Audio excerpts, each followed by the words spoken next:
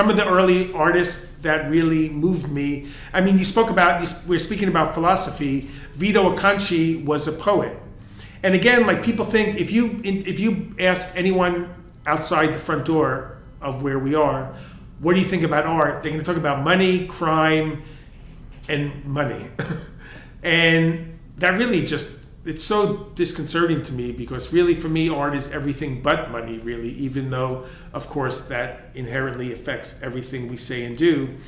But like, I think of Paul Thek, who I never met. I've curated a show at Pace. I helped to curate a show at the Reina Sofia and wrote for MIT.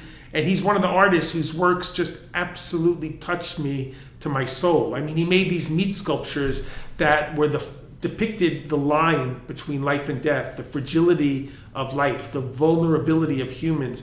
Paul Thek made these pieces that were comprised of wax and bits and pieces from canal plastics in the good old days, and made these sculptures. Neil Jenny was his assistant, and he made these pieces. I lost my mother from cancer, and she died over the course of a year. So I saw like this decay and oxidation of a human being before my eyes as a child.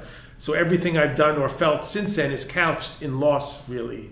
And Paul Thek made these pieces that were, for me to date, remain the most touching and moving depiction of the line between life and death I've ever seen. What's fascinating about his life was he overheard himself referred to as the meat man, because he made a series of 35 sculptures like that. And then he never made another one again in his life. And there's a sculpture with 23 bronze mice that you almost knocked over. He made paintings, he made installations. At the same time, like, he was an adamant practicing Catholic, but in his own, he created his own notion of Catholicism. So he was gay. He went out with Peter Hujar, whose work is also terribly meaningful for me in the 60s. Peter Hujar took him to Palermo, to the catacombs, and that's where I think Paul Thek first got this notion. He picked up a piece of what he thought was fabric, and it was a piece of flesh from a thigh of a corpse in the catacombs, and that's probably where the meat sculpture sprang from. But then he shifted to painting, installation, and it drove home to me this notion, which I think is so important. The only thing worse than being behind your time is to be too far ahead of your time. And he suffered. So Paul Thek died destitute. He was he lived in Europe. Like, social media is so important, the advent of social media. I made a painting where my screen time in one day during COVID was 16 hours on my phone alone. And the remaining 8 hours of the day, half of that I was probably on my laptop. And I don't see that as necessarily a bad thing, because that's where I research. That's where all my art comes from. And I was teaching Zoom lectures at the time at SVA. But Paul Thek flitted from one art form to another and died poor. Vito Acconci, another one of these pillars of significance in my art life, mainly because when I first found out that he made an artwork where he masturbated under the floor, I thought I may have found my calling. If that's art, I think I may have found my life's calling if you could masturbate and call it an installation. Yet Vito Acconci is seminal, not the right exact perfect word to use for talking about a good wank session. And Vito was a poet. And he said that the page was too confined to contain his thoughts and his feelings and his expression. So his words ran off the page and became materialized into sculpture, performance, sound art, film. And he built this fake floor in Ileana Sonnabend's gallery to masturbate under in 1972. And it was to illustrate this dematerialization, this notion of dematerialization, where he was trying to create something that couldn't be reduced to an economic equation. So by making this art that absolutely couldn't be collected, it was a confrontation. To this day, if you say, like, I masturbated under the floor as a performance piece, people will turn their head sideways and recoil.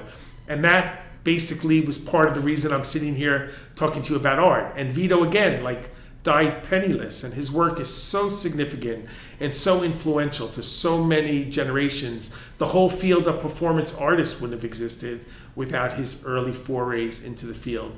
And that's another artist, him, Zaha Hadid, who was an architect, who I had this extraordinary extraordinarily close relationship with. It wasn't the architecture that drew me to her, but this towering genius. And back to like, for 30, Zaha worked herself to death. As a female practitioner in a male-dominated architectural world, she had to work not twice as hard as her male counterpart, 3 times as hard. Literally, she overworked herself to an early grave. I mean, I did a load of projects with her. I commissioned stuff with her. I traveled all over the world with her. We had this wildly incongruous relationship. She wanted me to work for her studio. She thought I never really spoke. It's hard to imagine me not speaking about myself, but I never once said, like, I'm writing, I'm making work, I'm curating. I never once said anything about what I was doing. I just absorbed her extraordinary prowess. And she illustrated another key point in my career, like Paul Tech and Vito, and that was perseverance and doggedness.